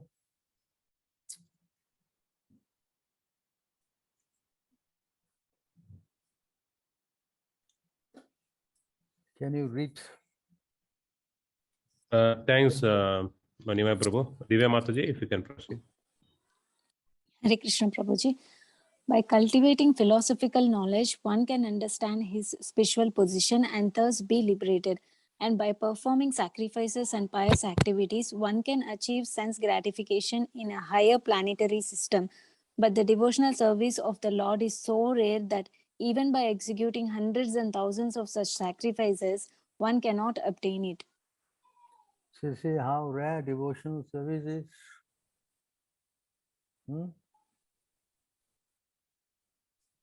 If a devotee wants liberation or material sense gratification from the Lord, Krishna immediately delivers it. But pure devotional service he keeps hidden. The great sage Sukadeva said, "My dear Maharaja Parikshit, the Supreme Personality of Godhead Krishna is always ready to help you. He is your master, guru, God, and very dear friend, and also the head of your family. Yet sometimes he agrees to act as your family's servant or order carrier. You are greatly fortunate because this relationship is possible only by Bhakti Yoga. The Lord can give liberation, mukti, very easily, but he does not very easily give one Bhakti Yoga because by that process he is bound to the devotee." Yes. And the amazing thing about this is that Chaitanya Mahaprabhu has come to give this freely. Lord Sri Chaitanya Mahaprabhu has freely given this love of Krishna everywhere and anywhere, even to the most fallen, such as Jagai and Madhai. What then to speak of those who are already pious and elevated? So this is the unique position of Chaitanya Mahaprabhu. Devotional service he gives so freely. That's why of all this explanation, if you can worship Sri Chaitanya Mahaprabhu, then your life becomes successful. Sri Can you- Chaitanya Mahaprabhu, as the Supreme Personality of Godhead himself, is fully independent. Therefore, although it is a most confidentially stored benediction, he can distribute love of Godhead to anyone and everyone without consideration. See that? He can distribute this love of God to anyone and everyone without consideration. That's why, for us to worship Chaitanya Mahaprabhu, Kali Yuga, this is the only thing to develop this, love of God that we have spoken. Krishna does not give this to anybody so easily. Whether he is offensive or inoffensive, anyone who even now chants Sri Krishna Chaitanya Prabhu Nityananda is immediately overwhelmed with ecstasy and tears fill his eyes. See? This is the difference. Simply by talking of Nityananda Prabhu, one awakens one's love for Krishna. Thus, all bodily limbs are agitated by ecstasy, and tears flow from one's eyes like the waters of the Ganges. Hmm? Yes. Yes, Prabhuji. Hmm. So, anybody have any questions up to here? So there are two questions in the chat, Prabhu. 2 questions in the chat. I see the number 13 there. So many there. What are these questions? Let me read, Prabhu. One question. First question is from Divya Mataji. What is that? Hare Krishna Prabhu, Hare Krishna Prabhuji, I offer my respectful obeisance to you. All glory to Prabhupada. My doubt is regarding devotee. Devotee is ready to go to heaven, go to even to the hell in service of Krishna. I would like to know more clearly that hell is for sinners. How would devotee enter hell if he is so pure? Does he need to commit a sin to go to hell for the service of Krishna? And if he goes there, how will he remember Krishna there? So this is just speaking, because a devotee will never go to hell in the first place, How would Krishna will allow him to go there? So the devotee is saying he's even prepared to go to such a bad place. He doesn't care. As long as he can remember the Lord, no? Correct? Yes, What, Prabhuji. what is that verse? 1728. What? 4. Going to hell or going to heaven, he doesn't care. Was that? This is 617. Narayana. 1728. 1728. Yes, yes. So you can see here, the verse is here.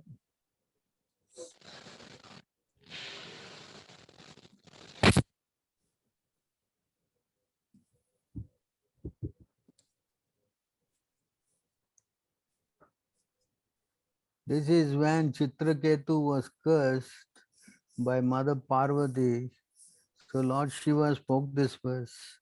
Narayana paraha sarve na kutaschana bibhayati. Swarga pavarga narakesva api tulyatas darshina. Because when she cursed him to become a demon, he never cared, So then Lord Shiva is saying, devotees solely engage in devotional service, the Supreme Personality of Godhead Narayana, never fear any condition of life. From them, the heavenly planet, liberation, the hellish planet are all the same. For such devotees are interested only in the service of the Lord. They don't care, wherever the Lord sends them. So he was cursed to be a demon, so he didn't care. Okay, no problem. As long as I can serve the Lord. You understand? So Yes, that is the Prabhuji. thing of the devotee, because the devotees are not interested in material, any kind of desires. Sometimes we are, don't get anything, we become morose and our faith in Krishna becomes slackened, all these kind of things. But that's to show how the devotees who are 100% surrendered, they don't care. Whatever the Lord want to do, no problem. And you can see in the lives of the Pandavas, they went through a lot of problems. Never at one time their faith in Krishna is shaken. Yes? Hello? Yes, Prabhuji. It even increased more and more. Yes. So that is the understanding. That's how devotees are surrendered, What happened? Some noise. Sadhvaj Prabhu, can you go on mute, please? Prabhu.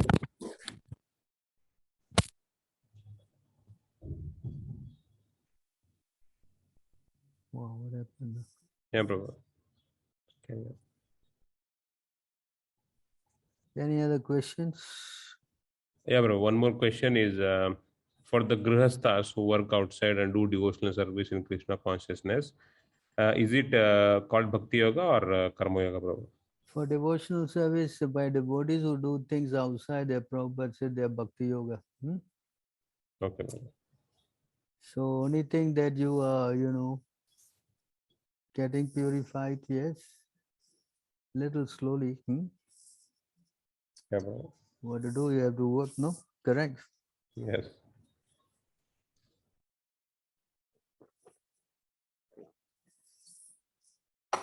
That's why a strong sadhana is recommended, Understand? Yes, bro. You have to go out, you have to earn money. So by that, before you go, you practice strong sadhana.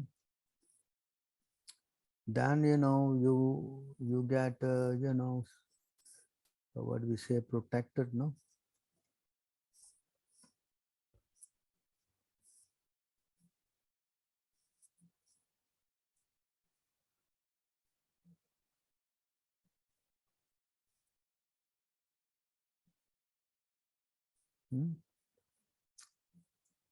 And not this verse.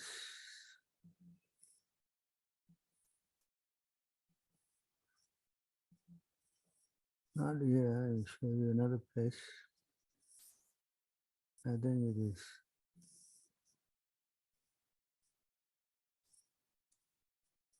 Maybe here.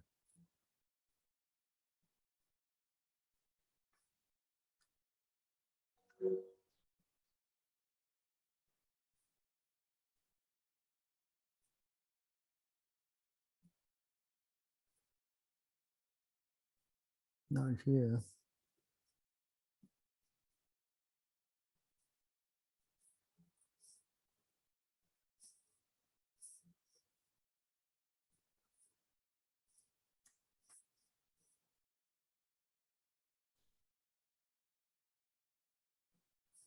Okay, you can read here. Bro. Yes. The verse. Go ahead, Can I Mata. continue? Yeah. Okay. The verse Yavananam Risabham refer to the king of the Yavanas. The Sanskrit words Yavana and Lecha apply to those who do not follow the Vedic principles. According to the Vedic principles, one should rise early in the morning, take bath, chant Hare Krishna, offer Mangalarati to the deities, study Vedic literature, take prasada, and engage in dressing and decorating the deities. One must also collect money for the temple expenditures, or if one is a householder, he must go to work in accordance with the prescribed duties of a Brahmana, Kshatriya, Vaishya, and Sudra. In this way, one should live a life of spiritual understanding. And this is the Vedic way of civilization. One who does not follow all these rules and regulations is called a Yavana or Mlecha. One should not mistakenly think that these words refer to certain classes of men in other countries. There is no question of limitation according to nationalism. Whether one lives in India or outside of India, he is called a Yavana or Mlecha if he does not follow the Vedic principles. One who does not actually follow the hygienic principles prescribed in the Vedic rules and regulations will be subjected to many contagious diseases. Because the students in this Krishna consciousness movement are advised to follow the Vedic principles, they naturally become hygienic. Yes. So you must do the morning program and then you go and do your work. Yeah, Yes, Prabhu. Yes, Prabhu. clear. Yep. Yes, Prabhu. Clear. But if you don't do this morning program, then you will get into trouble. Yes, Prabhu. Yes. Any other questions? There is one question. Hare Krishna Prabhu. It is mentioned in Srimad Bhagavatam 3:3:15. If there is no trace of passion and ignorance in spiritual world, then how we fall down there and came here in this material world? Because to fall down from there, mode of passion or ignorance is required. Well, Prabhupada explained it is your free will. The moment you desire not to serve Krishna for some reason, then you come here. Yes. It's the desire in the heart. You're given this independence. So when you want to misuse your independence, then this is what happens. Yes? Yes, Prabhu. Even now in devotional service, you know so many things. Sometimes you don't want to do what, correct? Yes or not? Yes, Prabhu. Huh? Is it not? No, you know you should do this to serve Krishna, but you don't want to do. Why? Free choice, correct? Yes, Prabhu. So what to speak about the spiritual world here now also, there's so many things as a devotee you have to fulfill these principles, correct? Yes or not? Yes, Prabhu. So anything else? What is 64 angas or DS? What is this 64 angas?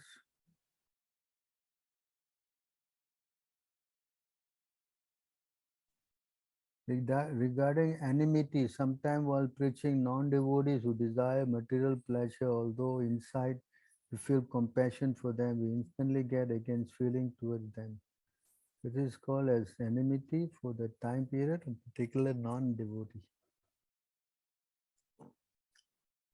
Because devotees, sometimes they feel angry, just like Hanuman, he felt angry against Ravana, no? Who took away Sita. So enmity should be engaged on the non-devotees. Yeah. There's a verse also.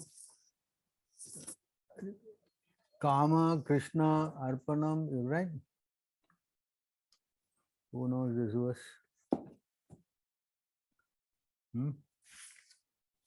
All our Pandits.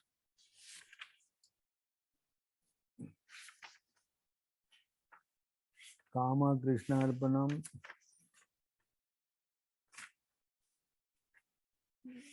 And then anger is used against the devotees,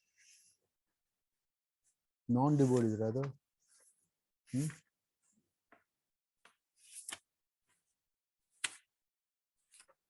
So there's a verse like that. So we should engage our enmity on these non-devotees, And we should use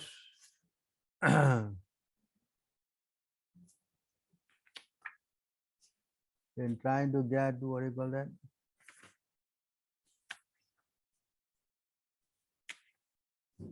In CC,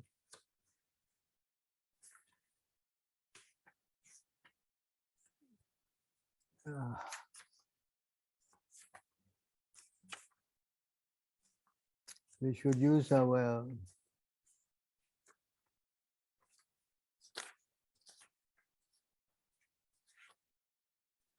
Kama Krishna. Let me go here and see quickly.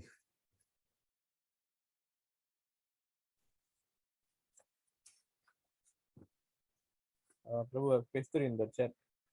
What is the number? Can you tell me? I didn't find any number, but the verse I found. Can you just search and see where we can look for? Huh? Help me out on that. Then I can go to the verse.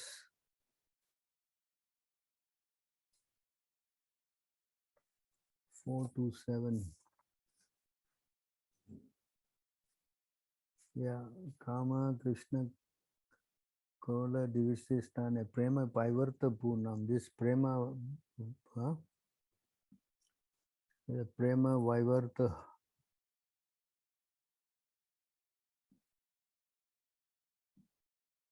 So this is from the another book, huh? This is where the verse is.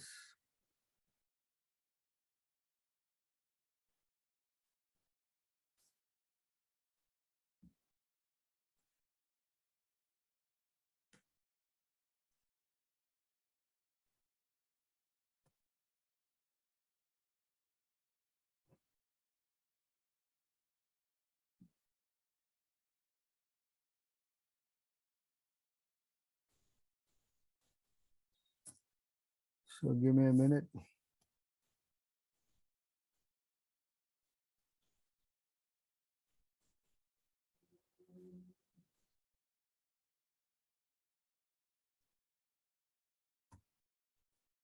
So it's here,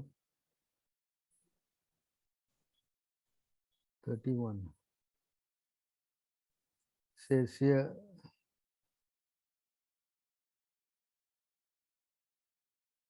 not exactly this verse.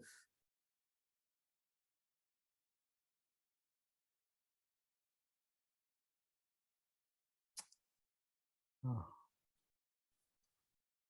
Give me a minute, I get it out more clearly so you can read.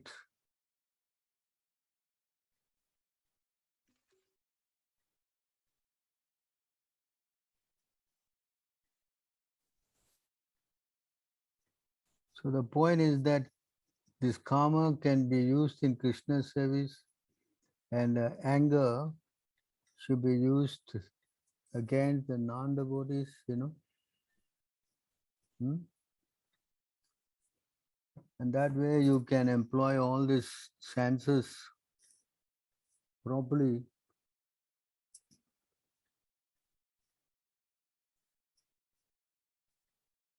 A proper understanding of using all this.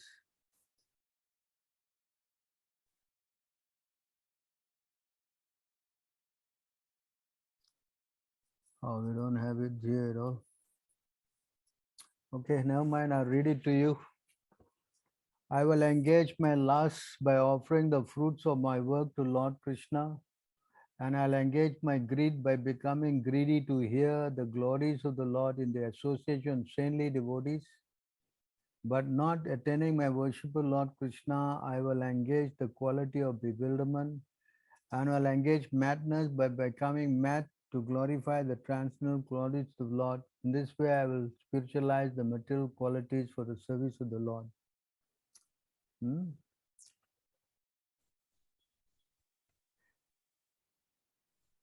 So again here, Bhakta Divishe Jane, you know, it says that I will employ my anger against those people who are against the devotees. Yeah, that is the meaning of this verse. I don't know where to get this verse, maybe somewhere else, you know.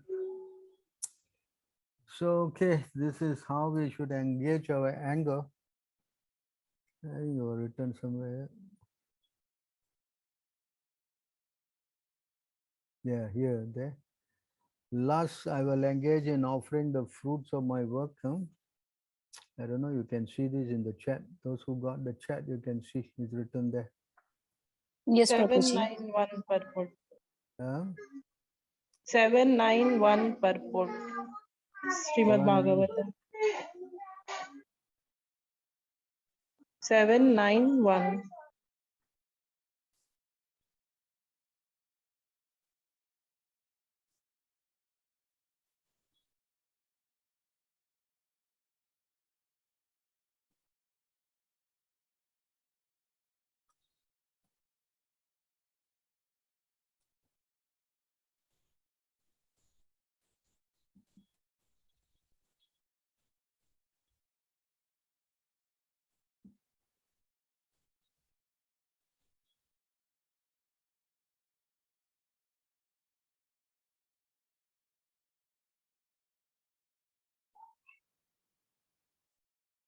791.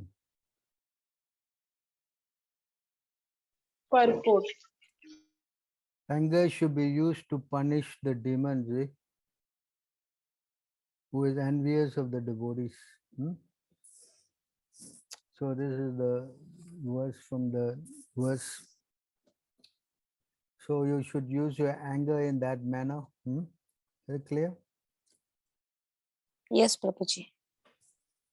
So, okay, anything else? Prabhuji, regarding offensive chanting, if for an year we would have been chanting, and in between, like with fluctuations, sometimes we chant, sometimes we don't.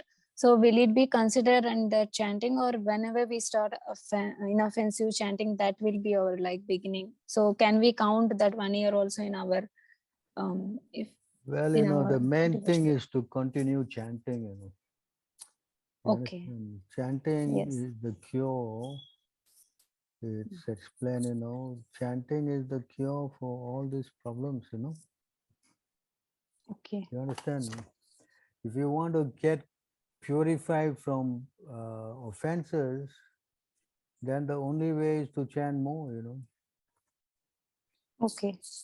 I'm going to get the verse out for you.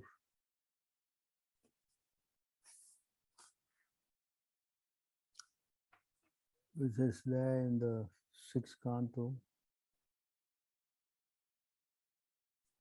376. Nama Aparat Yuktanam.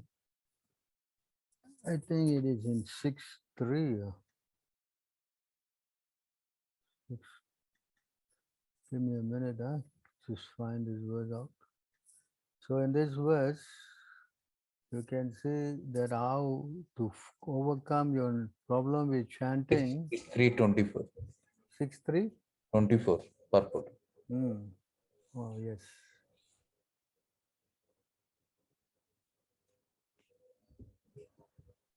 Six 324.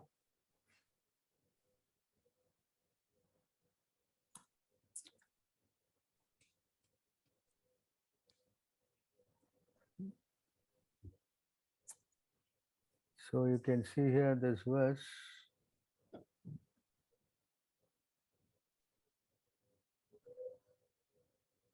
Yeah. Even in the beginning one chants Hare Krishna mantra with offenses, one will become free from such offense by chanting again and again. Papachaya cha bhavati smaratam tam aham ahanisa. One becomes free from all sinful reaction if he chants day and night, following the recommendation of Sri Chaitanya Mahaprabhu. So you should just learn how to chant day and night. Carry on chanting, do not give up.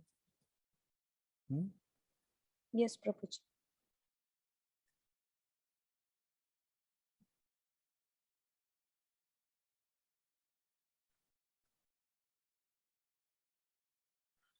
Three 31.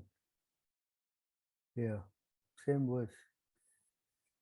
Even if one chant the Hare Krishna Maha Mantra offensively, one can avoid offenses by continuously chanting without deviation.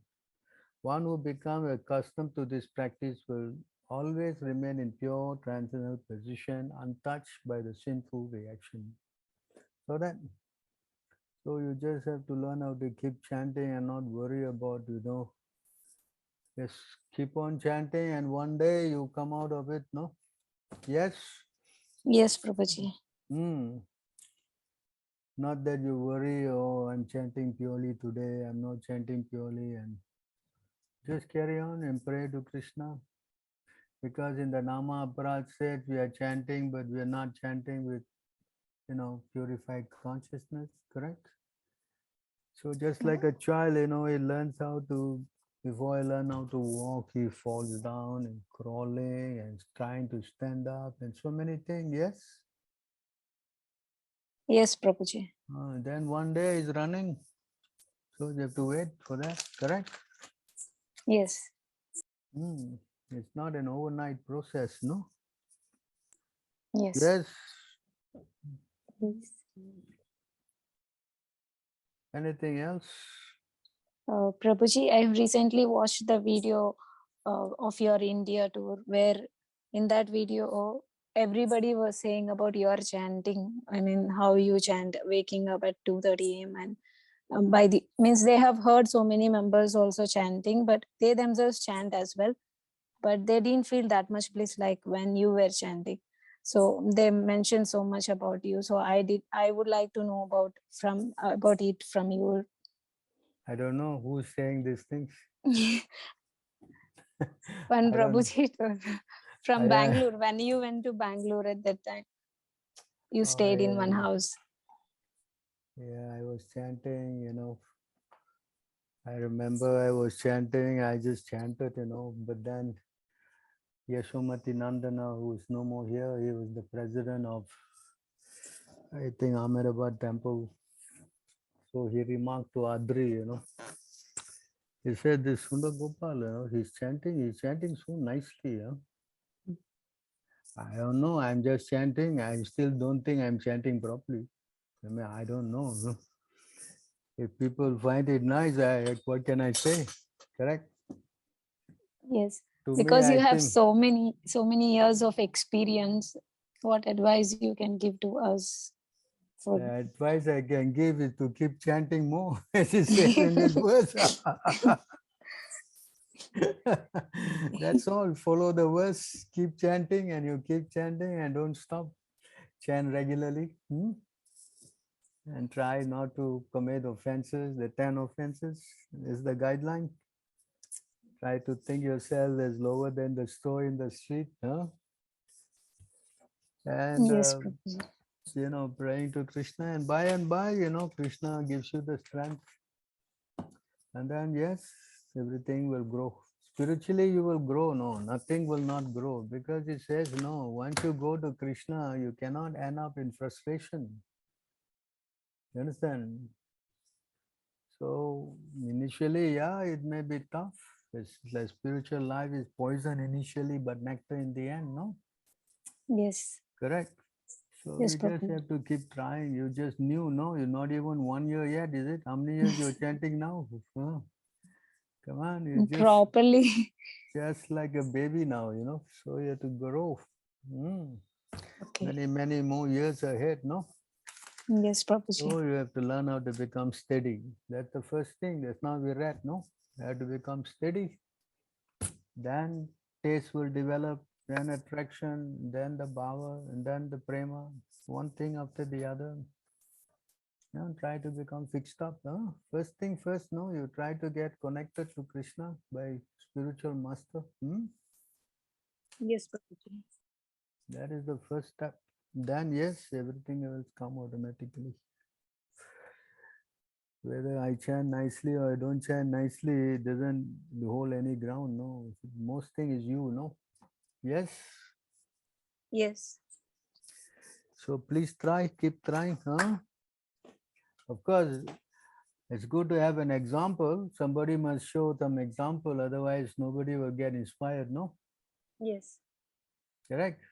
Yes, Prabhuji. So the onus is on the leader. The leader has to set more big example, no?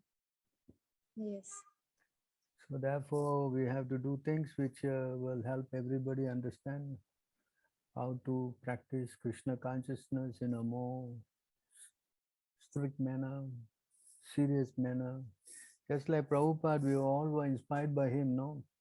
In Kumbh Mela, he woke up so early and he went and took cold shower. Devotees asked him, Prabhupada, you're sick, why are you doing this? He said, if I don't do, nobody will do, See how Prabhupada was thinking? At that age, India taking cold shower in Allahabad this January. It's not some fun though. You understand? Yes, Prabhuji. Yeah. So that is how dedicated, no, acharyas, they set by example, no. So Prabhupada's example, we all are trying to follow. Then everything will come by the mercy of Guru and Krishna. Yes. Yes, Prabhuji. Thank you so much. Okay, I think I have to stop here then, huh? By the mercy of all of you devotees, I am very fortunate to have your kind association.